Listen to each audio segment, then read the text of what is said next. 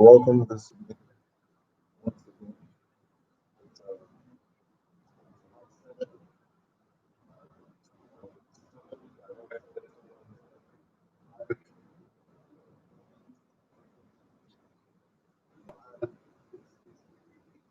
Of this husband and wife, have to expose standpoint of understanding of God's husband and the wife. Marriage is a concept of God, not man. Marriage wasn't man's concept, it was God's concept. So we actually need to understand God's picture, God's mindset concerning marriage. Um, Thereby, we can actually get the best as God has predetermined. Marriage is a good thing. I know at times in the experiences of life, it looks otherwise. You're welcome, Pastor Miro. Good evening to you. Marriage is a good thing. The Bible says, "He that findeth a wife findeth a good thing and obtaineth favor of the Lord." And many times the reality of men, it's like, was it a good thing? I remember when I was getting married, and I think the night before my wedding, I had to go and do something and collect something from an uncle of mine. And when I got there, he was having a party. And then he introduced it to one of his friends and said, "Oh, this is David's brother." So the man, greeted me very warmly. And then my uncle said to him, "My uncle says, getting married tomorrow." And then that man said, "Oh, no, you can't be serious." My uncle said, "No, I'm very serious. He's getting married tomorrow." And then man said to himself, "Oh, no." I shook my hand. I will never forget that experience. What a way to congratulate a man getting married the next day. Oh, no. you know. But you see, the truth is, tonight's focus is to help the men understand themselves and help the women understand their men. Let me say that again. For the men to understand themselves and for the women to understand their men. We need to realize the position um, put there by God for the man. This is the only way that both the husband and the wife can get the best from each other as far as the marriage union is concerned. That's why I titled this Husbands Man Up. Truth be told, men, are we ready for the Are we ready for the job? Are we man enough for what we husband? Because what it takes to be a man is no small deal. What it takes to be a man, there's a difference between a man and a male. Many times when we're talking about the man, people mistake it, there's a misconception. What is in the mind of people is the male. No. To be born as a male doesn't require anything that for you to be given birth to. But to become a man is a journey. So men are not born, they are made. But let me now say this to you. Do not be mistaken that the transition from a boy to a man is automatic. No, it's not automatic. What is actually in between the position of a boy and the position of a man is maturity. Let me now say this. When a man has not finally arrived and attained to the position of manhood, as it were, there are now elevated classes within that stage.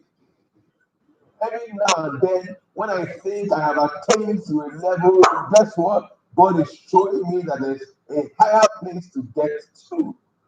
But thank God, He has not left us without the ability. God never sends a man to do what he cannot do. God will never ask of a man to do what he has not enabled him to do. God will never require a man to go and perform a task that God has not enabled him to perform. So we have grace. But let us look at what it takes. What Let's start off by saying God said concerning Abraham, how God viewed Abraham, why God committed to Abraham the covenant, because of what God expected of Abraham. God said concerning Abraham, he said, "For I know him, for he will command his children, he will command his household after him." The man is the head, no contention there. And God is saying, I know that Abraham can be trusted. Abraham can be a good custodian of the covenant. Why? Because Abraham will command his family after him.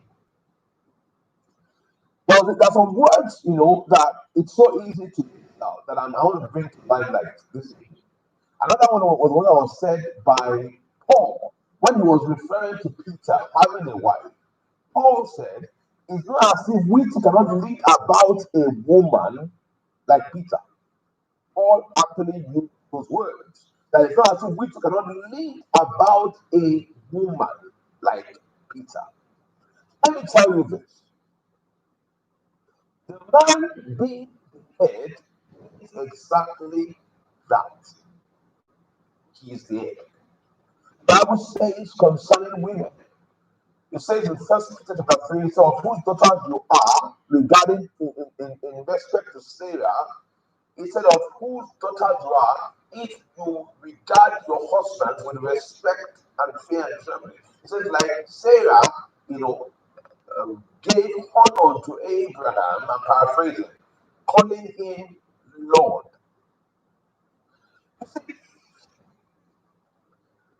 To be a man is not easy. I really wonder right now with all the things that the world is really trying to contest that role. I really wonder because it doesn't make much sense. What are you contesting there?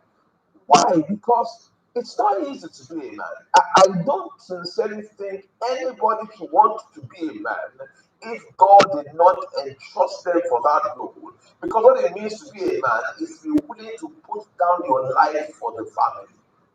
That's what it means to be a man. No small feat at all. In fact, it is written that as Christ loved the church and gave himself for her, that is exactly how a man should love his wife. He should be willing to put down his life. And let me tell you this, let me just speak that right away, man. Men, what the job requires for you to be a man, something has got to die.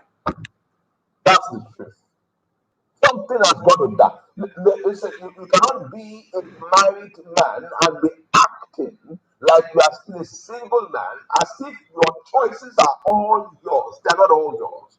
Something has got to die. Some things will have to die for your wife to be able to fully occupy her space and not feel threatened in any way whatsoever. For instance, as a man, you cannot be regarding or relating to the opposite sex as if there's no big deal. You can't do that. A man should provide security for his wife, meaning that the wife should not be having any feelings of jealousy of any kind. I know there are extremes. I know that there are women that have a trust issue, but I'm saying that even women that have a trust issue, if you don't give them any room for doubt, there can be none. Hello, there can be none. Men should relate towards the opposite sex with reservation as a man.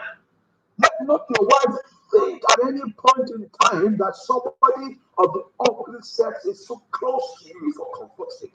No. Men provide security for the wife. Men, not everything that we see. anything that we see that we can relate to. There are things that as a man you just see them and you close your eyes to them. Welcome, Pastor Neri. Welcome, Pastor Tony. Carpet is booming. There are things that as a man you see them and you just close your eyes to them. Man. You can't pick up everything that Daniel. As a man, there are things you just have to be able to handle. That's part of the maturity. Actually, men are the fathers. Why? I know that sounds absurd, but that is the real truth. Because the word Adam actually in the original word means source. And exactly what it was, because God took from Adam and made that Eve out of Adam. Whenever someone is coming out of you, you are their parent. So the man is the parent. The husband is the father of his wife. That's your baby. And you've got to be able to take care of her like that.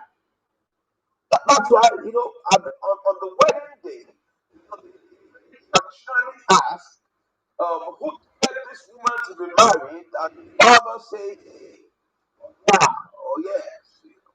And then the priest representing God takes the hand of the bride from the father or the person representing the father and gives it to the husband. And from the moment they are joined, the wife's name changes to the husband's own. No, if your son's name is changing, that's your new daddy. That's why there was a handing over. That's your new papa. I know many times when the place, saying that the women should accord us to respect. But I'm saying that standpoint, protection, that standpoint of being a parent. What I'm saying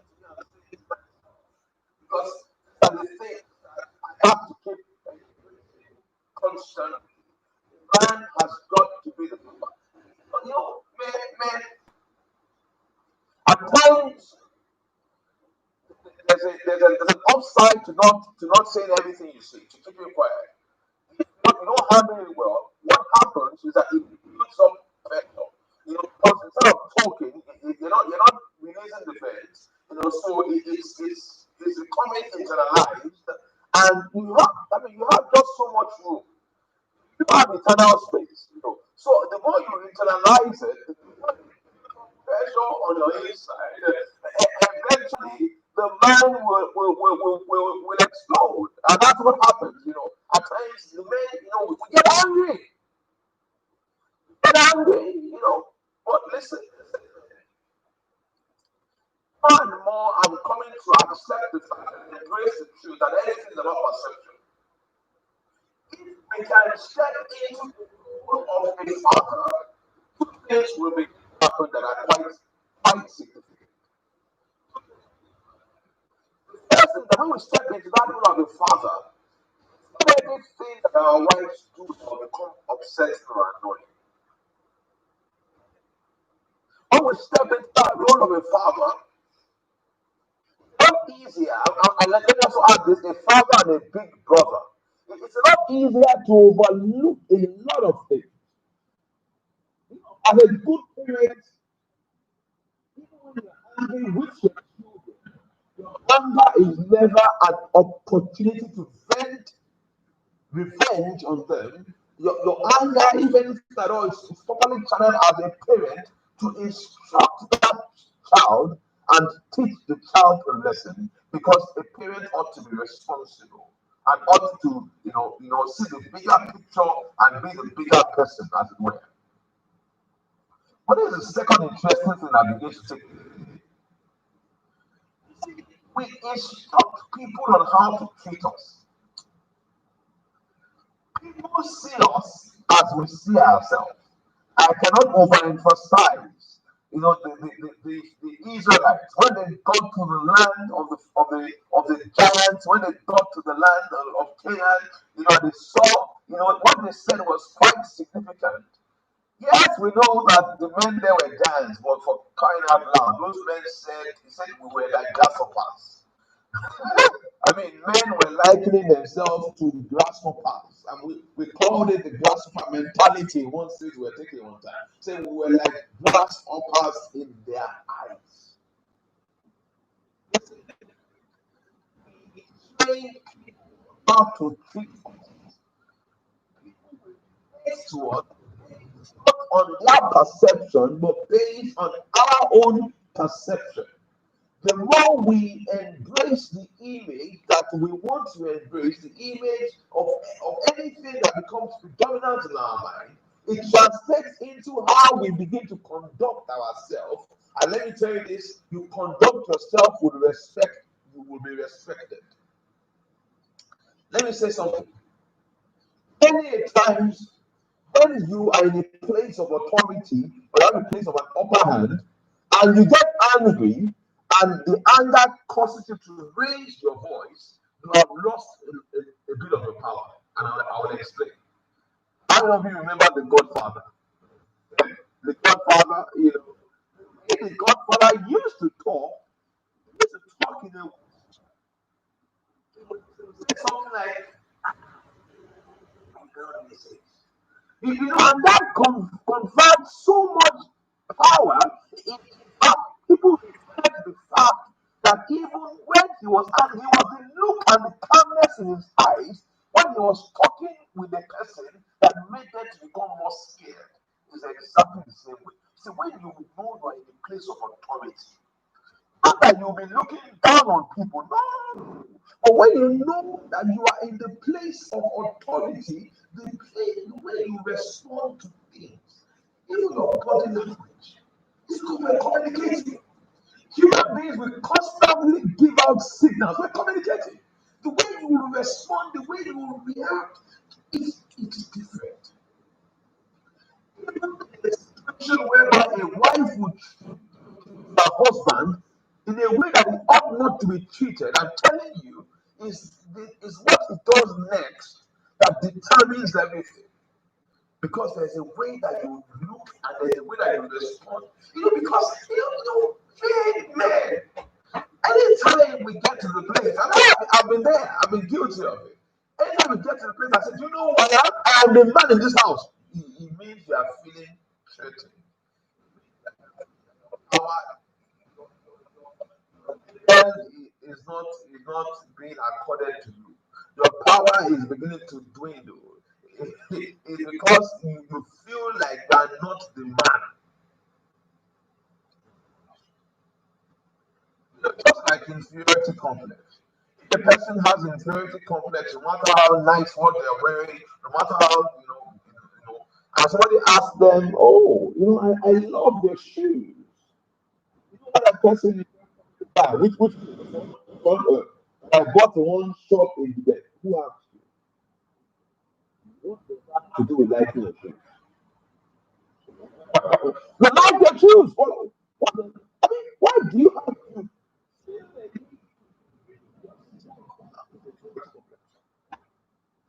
As a man, when we have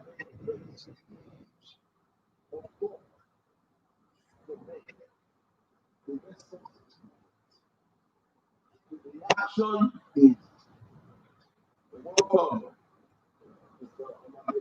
The response is different. The reaction is different. And let me tell you, we know it, our children can sense it, everybody sees it.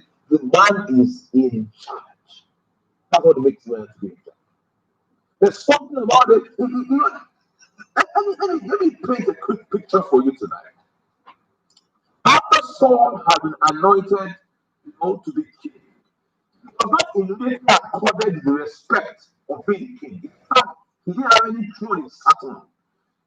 But only some few men went with Paul in any regard or any honor. Most of the men looked at him with disdain. Why? Because of how Saul himself conveyed himself. Because when they were looking for Saul, Saul was hiding from that responsibility, and Saul went to go and hide in the rubbish.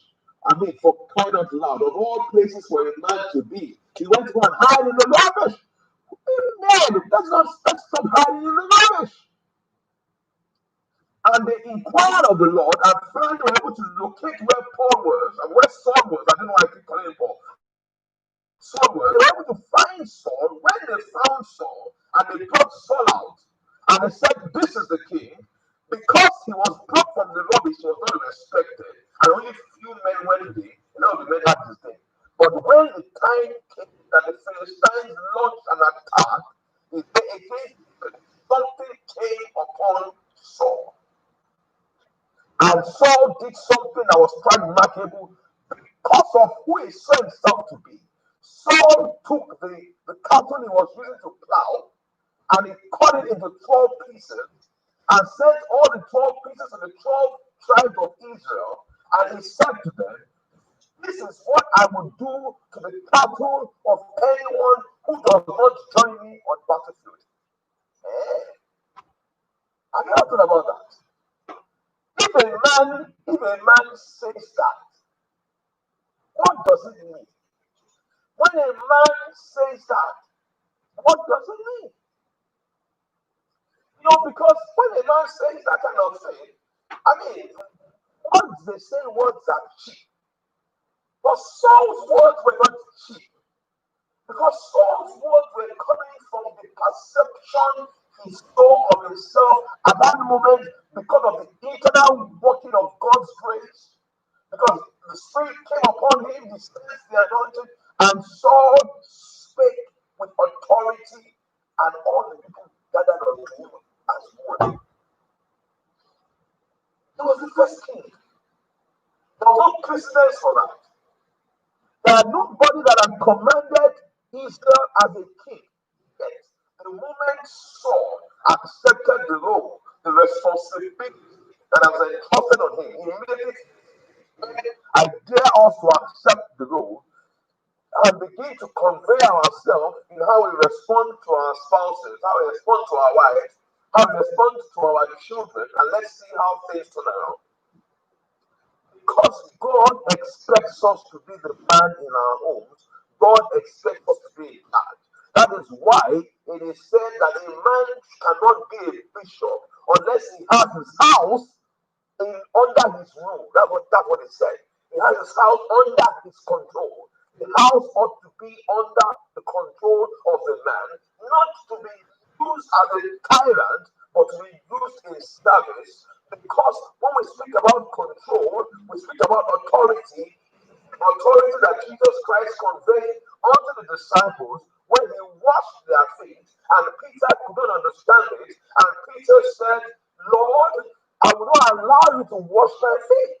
Because according to the Jewish culture, that was the lowest level. It was actually the place of servants. It was servants or better qualified slaves that washed the feet of their master. So when Jesus went to wash the feet of Peter, Peter could not comprehend it because according to the law of man, he that is in charge is the one that sits at the highest place of the feast. But Jesus was teaching us that humility is actually the highest position before God and man. Hello. And Jesus said to Peter, "If I cannot wash your feet, then you have no place in me and in my kingdom." Of course, Peter, immediately Peter turned it around and said, "Don't wash my feet alone, wash my entire body." But what Jesus was conveying to Peter was simply the fact that, look, when you are the master, you are the one that is entrusted with the responsibility. The kingdom, masters are the greatest servants. We serve. So when we're given position to serve, given position to provide, given position to protect, it's not easy to be a man. It's a kind of responsibility. I get all the women watching with me. I tell you that there are at least I dare you that at least there are 30% of the things your husband pays for that you don't even know are being paid for. That as in, you just assume that this comes with it. You don't know that person cannot pay me. Why? Because because it's he that has the responsibility. It's not easy. Let the man do the job on him that it's not easy. Let me say this to you. Statistically, men die and their wives. Have you ever wondered why? Of the man. Because it's on his head that so much responsibility comes on. I know what I said one time. They said a woman carries the baby in her womb for 9 months. The moment she gives birth to the baby, that man is carrying that baby on not until he reaches adulthood for the rest of that baby's life. Because the father will always be a father. The moment you need him, he will show up. That's the father. Responsibility has to carry. Many times she's gone out to slave away. Please, having my friend to slave away for the family. Back to the kitchen. And on behalf of the women and of the men, I'm apologizing to women tonight, please forgive us. At times, we come, not perfect. Have the responsibility. We're good. Nobody is good except the Lord. I mean, we don't have the responsibility. So, do not look at how we act and try and strip us of the responsibility. No matter how annoying your MD, acts, you don't tell him that for MD from now you're devoted. You understand? It doesn't work that way. That greatest need of the man. I've said sex is the end of the man. But I just want to qualify tonight that sex is the greatest want of a man. Want is important, but of men that want. There are men that are not getting the they want. They're living, they're not coming dead. But let me tell you, man or stress at home, but life already that's why it is in the corner of the room and in the same house with the country. I tell every now but a man that was all the protest and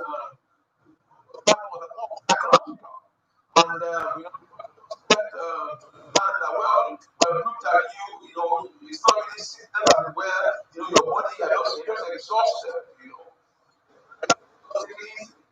I said to the man, do you think I can talk to you very privately? I said, oh, of course. I stepped out and the other said to the one, actually,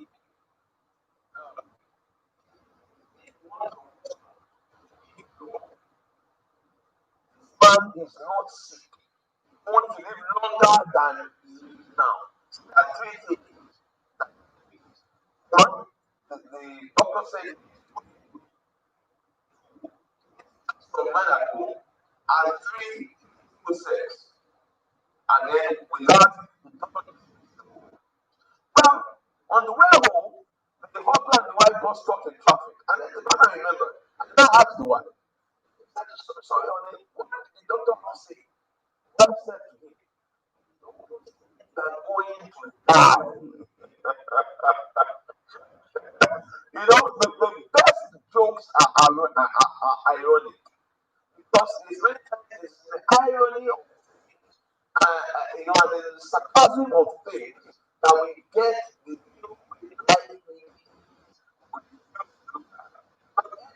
that is not giving the human good food at home and a good sex is as good as someone to want to kill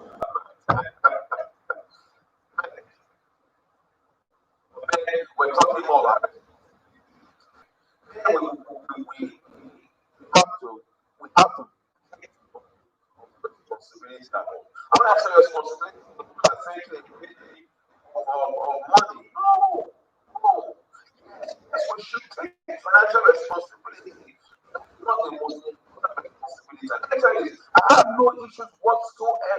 with a woman any more than a husband. No issue whatsoever with it. I know, men that are asked that are handling such a scenario perfectly well. Because I mean, the wife is earning more than you doesn't make you, and that does not give room for men to be lazy. But listen, you're doing your best, and your wife knows you're not lazy, the effort, put in the work. If more than you can't kill yourself now. Because she's saying what I think that's just what it is. That's just what it is. But what is not required is this. Even when the wife is more than you, doesn't make husband any less the man of the house. When I talk about the man, men, husbands is married up, take the place of the responsibility of the home. Listen, it has to do with how we relate to the women, because men are the thermostat of the home. Let's not be the temperature of the home, but let's not be the thermometer. Sorry, let's not be the thermometer of the home. Let's not be the temperature of the home. Let's start determining the temperature of the home. Because listen, when it is said that the women, when the children are have to say wives, that wives are weaker vessels than the husband.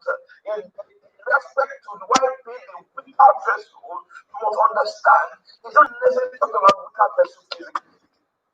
As far as mind is concerned, I won't hold it for anyone. In a particular community, the men happen to just be genetically smaller in stature than the women. For whatever reason, maybe maybe it was the diet of the women, I don't know, but the women were just bigger in this village than the men in this local community. So for the men to be able to guard and protect the role of the man, the elders set a law that any woman that touches her husband, that beats her husband, must provide a goat. You understand? If you beat her, you must provide a goat. I think it's really a big community. So who can afford a goat? And so that kept the women in control. But on this particular man, that was extremely small sized and married this extremely large woman, and the man, because of his sincerity, he felt intimidated, always raised his fist at any opportunity against his wife. And one day, that's what he said one day. Okay. One day, this husband came back home with a bad mood.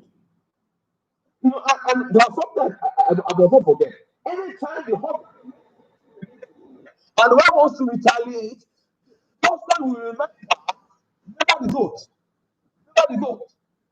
And once the woman hears that, she will control herself, hold back, because she knows, goat sounds expensive. This particular day, this one had the food for the man came home from already angry, and for whatever reason, he just kicked the food. He said he got tasteless. And when the man tried to respond back, he jumped up and gave out to why? The man just walked out of the house angry. The man was like, yes, I showed her I am the man of the home. She will come back and the man now went to go and tie her hat and stop outside that she there. And then he saw the wife coming from her house. Of God, from behind her. Okay. That's looked very well. The life of the wife was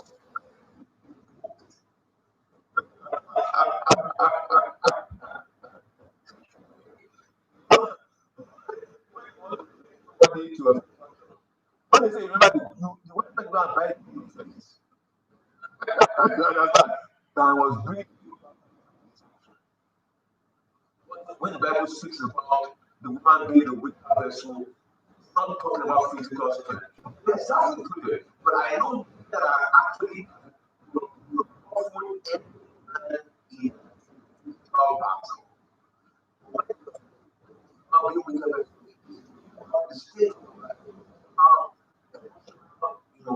as a state of emotional perspective, emotional. And the man can take logical high ground. where the man can take a reasonable outlook. The man is in a place where the man can, be the bigger picture.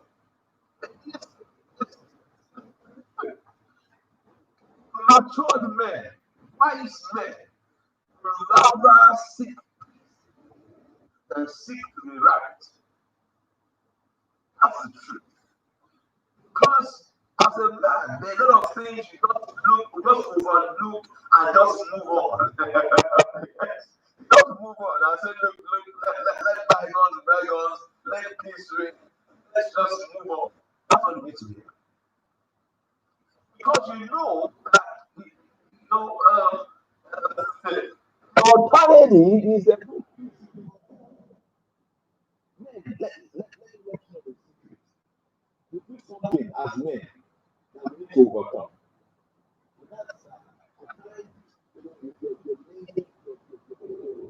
It's just such situation get into need to